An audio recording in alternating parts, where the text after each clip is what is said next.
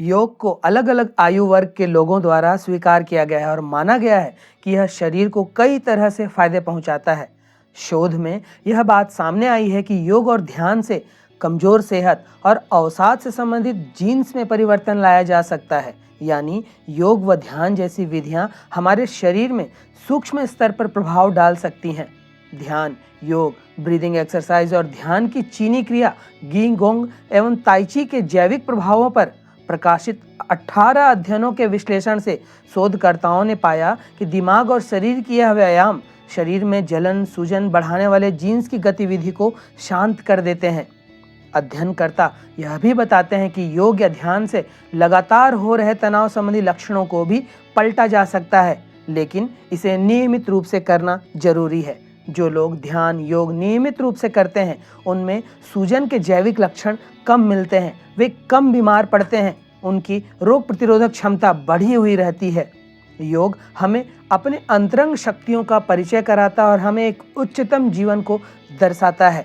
इसलिए हमें नियमित रूप से योग का अभ्यास करना चाहिए और एक स्वस्थ, सुखमय और समृद्ध जीवन जीने का आनंद लेना चाहिए। आज हम आपको बद्ध हस्त एक पद उत्कटासन के बारे में बताने जा रहे हैं, जिसका नियमित अभ्यास आपके शरीर के लिए बेहद लाभदायक है। बद्ध हस्त एक पद उत्कटासन करने के लिए कोई मैट, दरी या कंबल बिछा लें और उस पर खड़े हो जाएं। अब संतुलन बनाते हुए एक पैर को इस तरह मोड़कर घुटनों के ऊपर स्थित करें और संतुलन बनाते हुए ही श्वास लेकर हाथ को इस तरह से पीठ के ऊपर तानते चले जाएं। फिर श्वास छोड़ते हुए उत्कटासन या चेयर पोज में आ जाएं। हाथ को ऊपर की ओर तानते जाएं और घुटनों को मोड़ते हुए आभासी कुर्सी में बैठने का प्रयास करें। दृष्टि नीचे की ओर रहेगी। कुछ देर इस स्थिति में रुकें, फिर श्वास लेते हुए सामान्य अवस्था में आ जाइए। फिर यही क्रिया दूसरे पैर के साथ दूसरे घुटने में ले जाकर करें। दोनों पैर से एक एक बार करने को एक चक्र माने। केवल इस आसन का अभ्यास कर रहे हैं तो इसे 5 चक्र तक करें।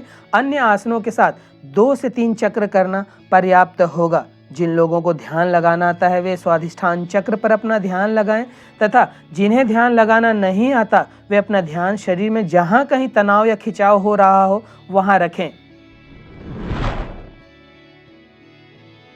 बद्ध हस्त एक पद उत्कटासन एक उच्च स्तरीय योगासन और इस आसन से कई स्वास्थ्यवर्धक लाभ मिलते हैं। खड़े होकर किए जाने वाला यह आसन जो शरीर का संतुलन बनाता है। खड़े होकर की जाने वाली यह मुद्रा यह एक उग्र आसन है, जिसे शक्तिशाली आसन के रूप में भी जाना जाता है। यह एकाग्रता में चमत्कारिक रूप से सुधार लाता है, साथ ही स्थिरता में भी वृद्धि करने में सहायक होता है। शारीरिक और मानसिक संतुलन में गजब का सुधार आता है। यह आपके पैर, जांघ, कूल्हों, पेट, पीठ और बाजुओं की मांसपेशियों को स्थिर व मजबूत बनाने में मदद करता है। यह आसन आपके पैर और जांघ की मांसपेशियों को मजबूत करता है, जिससे आपके चलने फिरने की क्षमता बढ़ती है। यह आसन कूल्हों की मांसपेशियों को स्थिर करने में भी मदद करता है, जिससे आपके कूल्हों का सही स्थान पर रहना सुनिश्चित होता है। नियमित रूप से करने पर मानसिक शांति, आत्मसंयम और ध्यान में सुधार आता है। यह आसन कमर की मांसपेशियों को मजबूती प्रदान कर सकता है और कमर दर्द को कम करने में भी सहायक है। अभ्यास से शरीर में ऊंचाई बढ़ने के साथ साथ शरीर का तापमान भी बढ़ सकता है, जिससे आपका मेटाबॉलिज्म बढ़ सकता है और वजन कम करने में मदद मिल सकती है। घुटने के पुराने ऑस्टियोआर्थराइटिस रोगियों के लिए यह एक बेहतर विकल्प हो सकता है, क्योंकि यह घुटने के जोड़ की गति को कम कर सकता है। यह जांघ की मांसपेशियों को मजबूत करने में भी मदद करता है।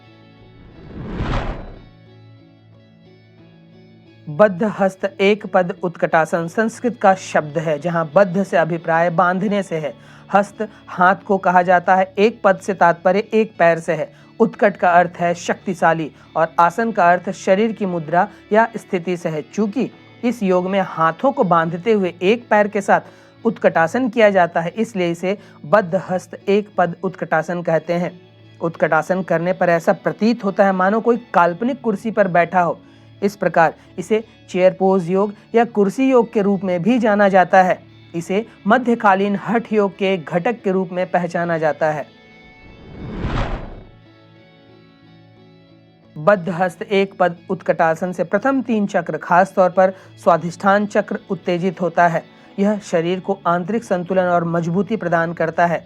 आसन के अभ्यास से अनाहत, स्वादिष्ठान, मूलाधार व मणिपुर चक्र शुद्ध, संतुलित व सक्रिय होते हैं तथा अभ्यासी को इन चक्रों से संबंधित सभी लाभ मिलते हैं। जब इसका अभ्यास किया जाता है तो चक्र संतुलित हो जाते हैं और हमारी प्रणाली को शारीरिक और भावनात्मक दोनों ही तरह से एक स्थिर, संतुलित तरीके से कार्य करने में सक्षम बनाते हैं।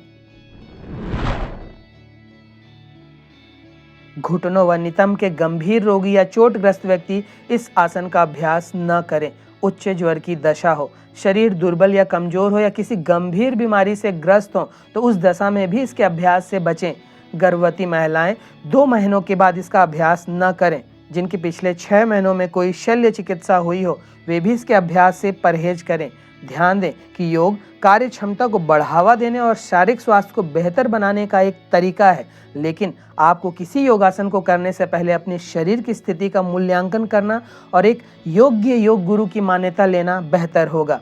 यदि आसन सही ढंग से नहीं किया गया तो आपके घुटनों और पीठ को खतरा हो सकता है।